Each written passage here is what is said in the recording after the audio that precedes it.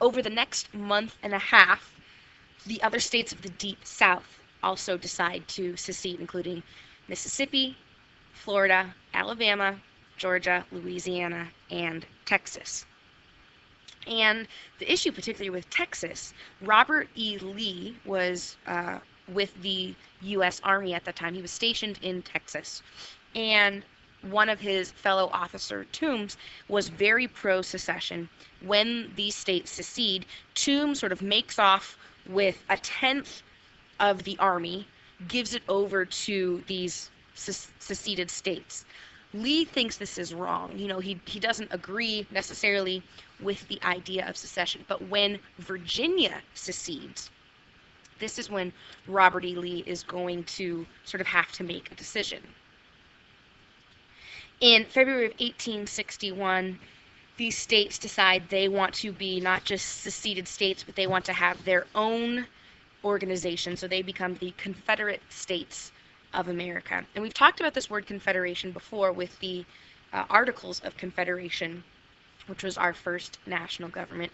And some of the problems that plagued the United States in the 1780s will be the same issues that the South will experience with these Confederate states. Because they are so much about states' rights and independence, they will have a difficult time having a united front. The leaders will be President Jefferson Davis of the Confederation, and the vice president is Alexander Stephens. And his name is actually Alexander Hamilton Stephens, so we have Jefferson and Hamilton together again in some way. They decide to put the capital of this Confederate States in Richmond, Virginia. Jeff Davis had a really impressive resume. He had been Secretary of War. He was a war hero in the Mexican War. He had been a senator. He was a West Point grad. People respected him. Hamilton is very moderate, and it was hoped that his moderation would help attract the states who had yet to have seceded. This takes us up to March 4th, when Lincoln is inaugurated. In his inaugural address, and we read part of that together in class, he really makes it clear that Lincoln knows what's going on and what the big issue of this country is. Lincoln makes the point that he believes the Union should stay together and that there shouldn't be any bloodshed or violence. But if this is going to escalate into violence, it will happen on the part of the South, not the United States, which takes us to the events at Fort Sumter. Now, this is where the U.S. Army had moved in South Carolina, in Charleston Harbor. They're running out of supplies. So President Lincoln sends sort of a notice to South Carolina that says, I'm going to resupply the fort only with provisions, meaning food. I will not be sending any weapons. But if the U.S. Army were to have any vessel enter these waters, it would probably be seen as an act of aggression. While this issue is going on, the South Carolina militia is replaced by the Confederate States' new army under P.G.T. Beauregard. Now, this is very tricky because Beauregard had been a student of Anderson, the U.S. Army commander who is at the fort.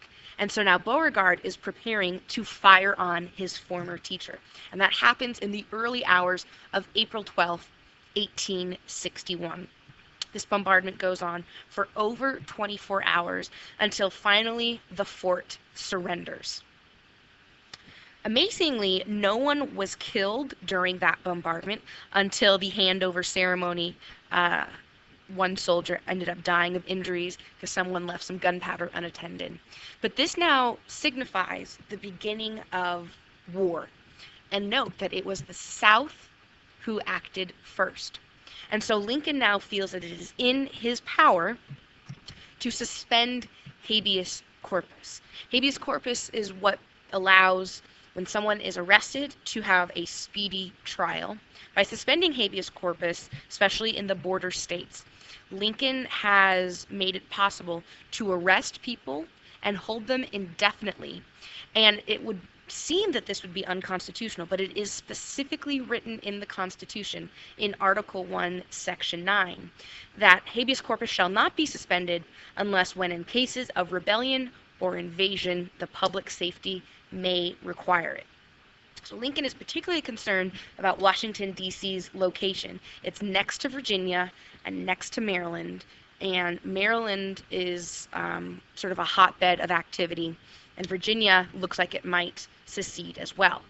Just like we talked about with the Articles of Confederation in the United States, the Confederate government here in the 1860s will have similar problems. Now, they do issue their own money, but it is difficult to tax, to create a unified army, and there will be several things that make it very difficult for the Confederate States to fight effectively against the Union. After Fort Sumter, however, there are 4 more states that decide to secede: Virginia, North Carolina, Tennessee, and Arkansas. And when Virginia secedes, this is when Robert E. Lee, who was part of the United States Army, he decides that he must stay with his state, even though President Washington had offered him a position with the Union Army. Lee's connection with his home state was much stronger. Now, he never wanted to go back to war. He had every intention of returning to his home overlooking the Potomac and farming corn and having a quiet retirement. But he made this decision to join the South, and Winfield Scott, who was also a general, told him, "You have made the greatest mistake of your life."